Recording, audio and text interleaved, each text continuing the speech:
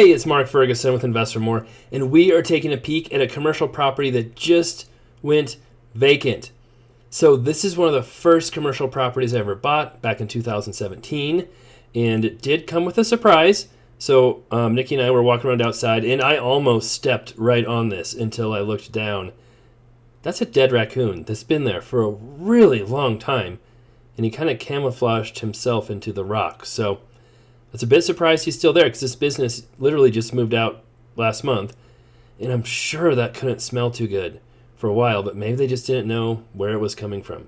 So this is how they left it. We had it rented to a car detailing place.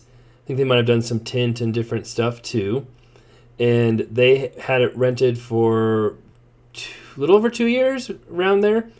Started out at $1,200, then we bumped it up to $1,300.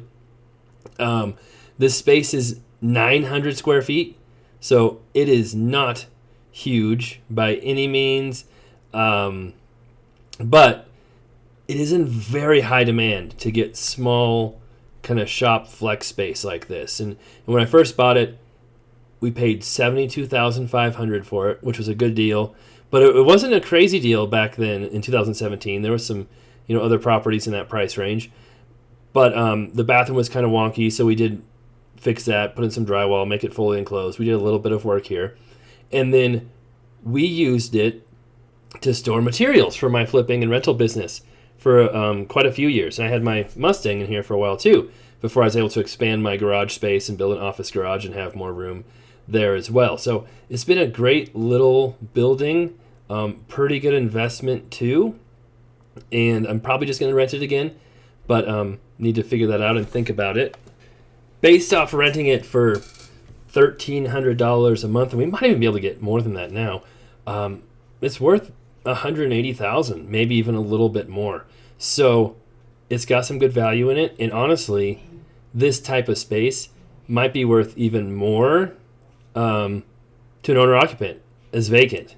And so if I was going to sell it, it might be best just to leave it vacant and see if an owner-occupant wants to buy it, just because it's hard to find shop space like this, small shop space, zone commercial, that you can use for a number of different uses.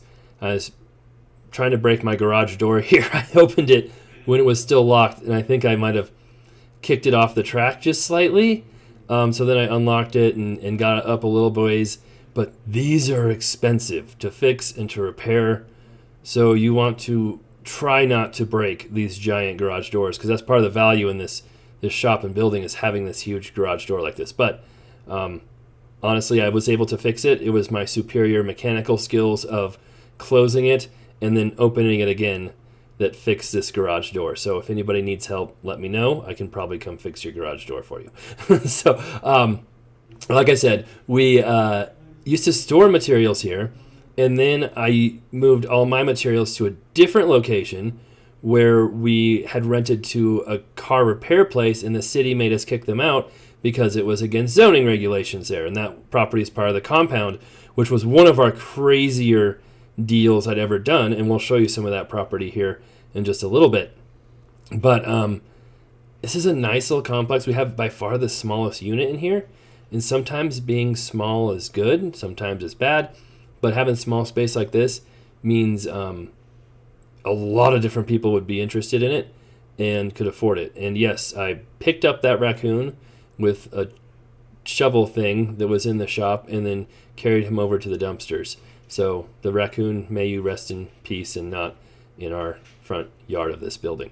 But while I was back there, I'm like, oh, it's kind of cool back here. I don't know if I've even explored behind the building with the big giant trees and the ditch. And fittingly, there is a cemetery right behind the shop as well, and I didn't even realize we were that close to it, but kind of a cool location. And there's a lot of these little shop spaces, and something I would love to have someday is a whole complex like this, just full of flex space and shop space. And there's been a few for sale, but boy, they're expensive. And then, ironically, this is the shop where I moved my materials into. This city actually tore down a bunch of that space because they thought if they bought the property and tore everything down, it'd be more valuable as vacant land. But that land is still vacant like 4 years later, nobody's using the space, nobody's bought it. That's another story. All right, so this is the building, this part of the compound, which was 3 houses, this commercial property. When I bought it, all the houses were being rented for like $500 a month. They kind of knew the old owner. I don't think any of them were actually paying. And there's a car repair place operating in this building, and the city called it the compound, the whole property, because there's so much crime there. And we think a murder suspect was actually arrested there based on some police who were talking to us during an eviction there. So there was a lot going on. And the city even insinuated that it was a chop shop operating in this building, but we never saw that or saw any indication of that. But you can see we've got a house over there on the left, this building, another house kind of right behind it, right there, that red one, and then another house on the right, a blue one. So we were very patriotic and made it red, white, and blue. And this property is also right along a major highway, so it could have some development potential as well at some point in the future. In fact, the city, I think one of the reasons they want us to kick out the tenants was because they want us to develop this into like real fancy condos with breweries underneath them and spend tens of millions of dollars developing this corner for them when every property around it pretty much looks like this. So, but per their zoning, we weren't allowed to have any car repair place, things like that. We'd have to do a change of use or variance to allow the car place to be there. So we brought out the city, had them look at the building, and they said, yeah, that should be okay. We just need to get an engineer out here to check out this building and certify it's all, right. We've got to get a surveyor out here and make sure your land is correct because your offsets might not be correct. And we've got to get some other people out here. And of course, by getting people out here, they mean we would be paying for all of it and spending tens of thousands of dollars just to do this variance for auto repair shop. And there were our auto repair shops all along this road in the same zoning. And I can't imagine they all did this variance, but for whatever reason, my way of getting around the city was, unfortunately, we had to kick out the auto repair shop, and they did find another place. Tried to help them find one, but they found one on their own, and we just used it as our own shop for materials and stuff, and we have lots of washers and dryers and parts and supplies and all kinds of things in there right now. In fact, we have pretty much managed to fill it up with supplies, even though it is way, way, way bigger than the first shop we showed you. But as far as the compound goes, we haven't had any issues or problems here for a long time, for years almost. And we actually have the same tenants in 2 of the houses we've had since we first did all this like 3 years ago. We had to do cash for keys on 2 houses, and we had to do an eviction on another one. So it's been a great property.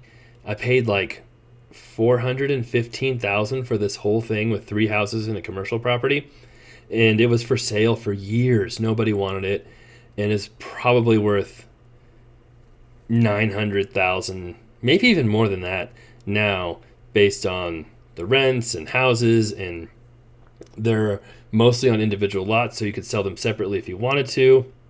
It's a pretty valuable property, and I wish I could find more like him, honestly. Old, but good building. And sure, it doesn't really have heat or water. It has water in the bathroom, that's not true.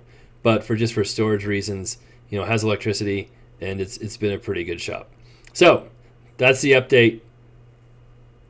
We'll probably just rent that other shop space again, I'm guessing. We have had a few commercial properties go vacant. We've been trying to rent a couple, sell a couple, and then we refinanced a bunch of them too. So that kind of, I had a couple properties for sale, and we ended up keeping those because we did the refinance instead. And so commercial has been very good. It's definitely got its pros and cons. It's a little trickier to rent stuff. Can have a little higher carrying costs, have a lot higher taxes in Colorado, but there can be less competition and more opportunity in commercial as well, especially a few years ago before I started buying all the good stuff I could find.